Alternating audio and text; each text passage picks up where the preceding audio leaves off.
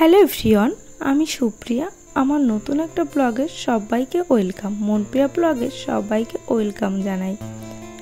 সকালবেলা ঘুম থেকে উঠে বাসি কাজটা সেরে নিয়েছি, কিন্তু তোমাদের সাথে সেগুলো আজকে শেয়ার করিনি। তো ভাতটা বসিয়ে দিয়েছি, ফ্রেশ হয়ে তারপরে এখানে সবজিগুলো কেটে নিচ্ছি। আর এই যে শিলনোড়ায় বাটতে না খুবই কষ্ট।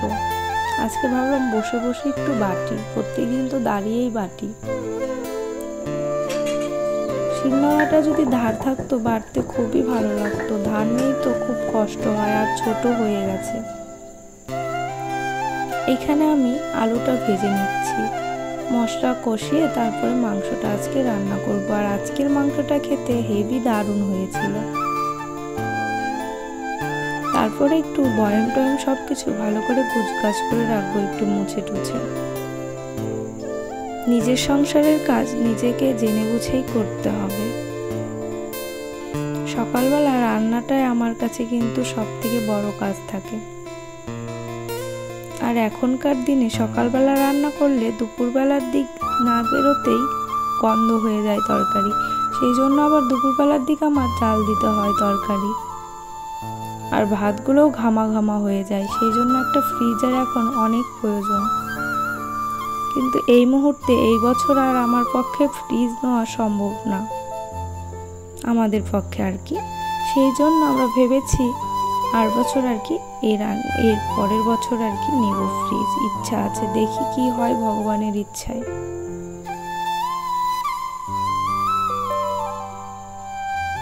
অনেক কিছু নেওয়ার বাকি আছে, অনেক ফার্নিচার, আরো বাড়িটাকে ঠিকঠাক করতে অনেক কিছুই বাকি আছে।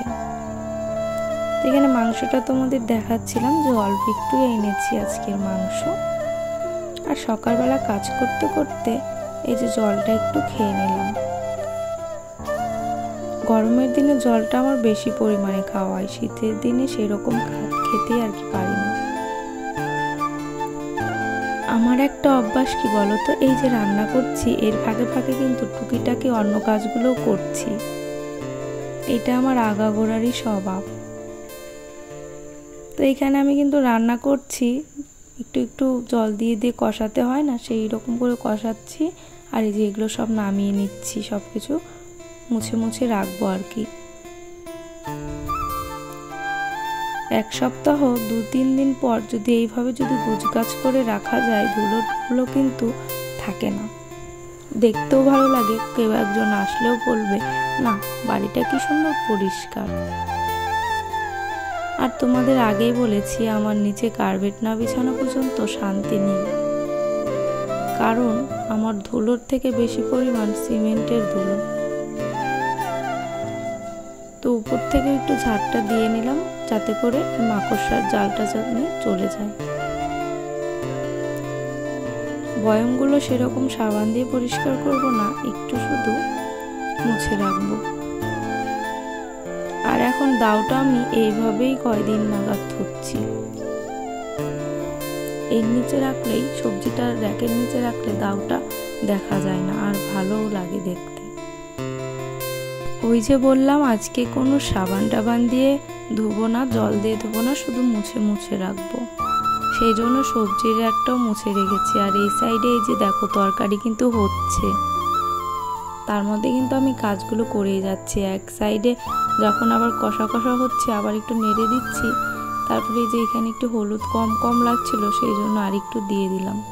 তারপরে এই যে আবার দেখো সব কিছু মুছে টুছে নিচ্ছি, এইভাবে কাজটা তাড়াতাড়ি আগায়। 2 দিন আগেই কিন্তু আমরা বিরিয়ানি খেয়েছি, সেই জন্য কিন্তু আজকে মাংসটা খেতে চাইনি, কারণ গরমের দিনে কিন্তু মাংস খুব একটা খেতে ইচ্ছা করে না।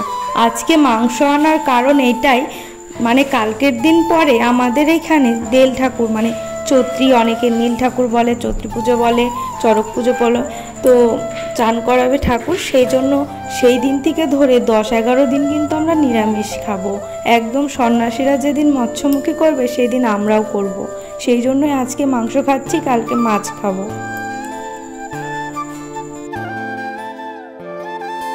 কিন্তু শেষ হয়ে গেছে, সেই জন্য ভাবলাম যে ভরে নিই। আর এই যে তেলের টিনটা কিন্তু আমরা যখন বাড়িতে এসেছি ঢুকেছি তখন কিন্তু এনেছিলাম সব একসাথে বাজার করে।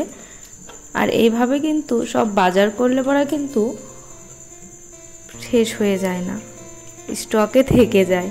এইভাবে কিন্তু সংসারটা কিন্তু আরও আয় দেয়, আমার মনে হয় সেটা। অনেক মাসের কিন্তু মাসকাবারি বাজার করে রাখলে অনেকটাই আয় পড়ে। তারপরে এই যে ঢাকনাগুলো দিয়ে তরকারি ঢাকি না, সেই ঢাকনাগুলোও আজকে একটু ধুয়ে নিচ্ছি। দেখি ধুলো পড়েছে, কালো কালো হয়ে গেছে, সেই জন্য ভাবছি যে আজকে ধুয়েই নিই। ধুবো ভাবি তো ধোয়াই হয় না, তো আজকে ধুয়েই নিলাম।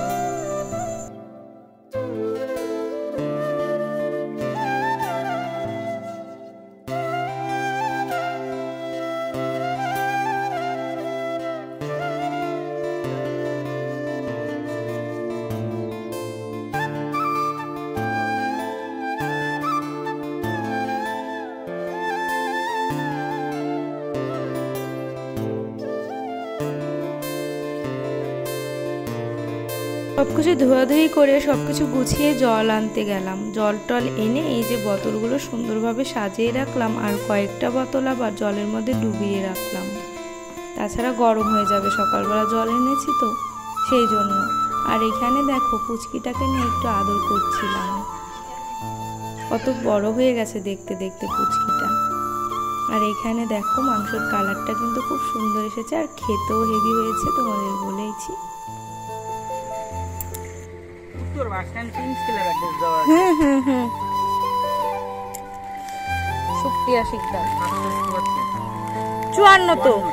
সেটাই তো বলছি। আমার একটা ফ্লিপকার্ট থেকে পার্সেল এসেছে, সেটা হচ্ছে আমি কুর্তি নিয়েছি। আর কুর্তিটা এত সুন্দর তোমাদের আর কি বলবো।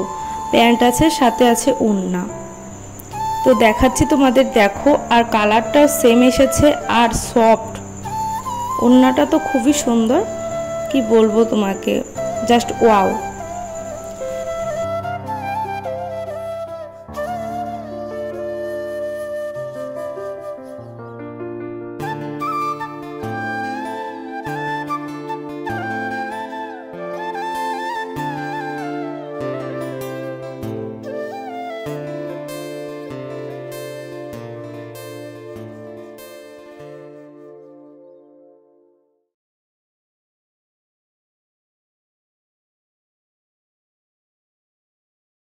খেতে খেতে আজকে দুপুর হয়ে গেছিল। বর একটা কাজে গেছিল, সেখান থেকে আসলো, তারপরে খাওয়া দাওয়া করলাম। আর ভিডিওটা এই পর্যন্ত ছিল। আবার দেখা হচ্ছে তোমাদের সাথে নেক্সট ব্লগে। ততক্ষণ তোমরা ভালো থাকো, সুস্থ থাকো, আর চ্যানেলটাকে অবশ্যই সাবস্ক্রাইব করে রাখো, আর পাশে থাকা বেল আইকনটি চেপে দাও, যাতে করে প্রত্যেকটা ভিডিওর নোটিফিকেশন